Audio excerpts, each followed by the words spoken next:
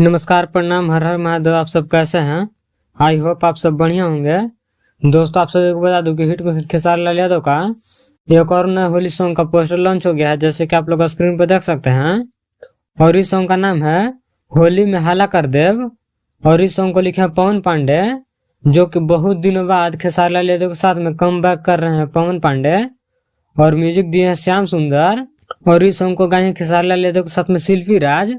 और दोस्तों, आप सभी को बता दूं कि इस सॉन्ग का वीडियो डायरेक्टर है आशीष सत्यार्थी। और इस सॉन्ग को 9 मार्च यानी कि कल सुबह में 6:30 में अनंत म्यूजिक पर रिलीज किया जाएगा, तो आप लोग देखना ना भूलें। काफी बेहतरीन सॉन्ग है, काफी बेहतरीन वीडियो के साथ रिलीज किया जाएगा अनंत म्यूजिक पर। तो आप लोग फटाफट अनंत म्यूजिक पर जाइए और सब्सक्राइब कीजिए, ताकि हिट मशीन खेसारी लाल यादव का गाना है तो सबसे पहले आप लोगों को नोटिफिकेशन पहुंच जाए। तो इस वीडियो में इतना ही। इस वीडियो के बारे में क्या कहना चाहते हैं कमेंट करके जरूर बताएं। और मेरे चैनल पर न हो तो चैनल को सब्सक्राइब कर लें, ताकि ऐसा ही हिट मशीन खेसारी लाल यादव से जुड़ी सारी छोटी बड़ी खबरें सबसे पहले देखने के लिए मिले।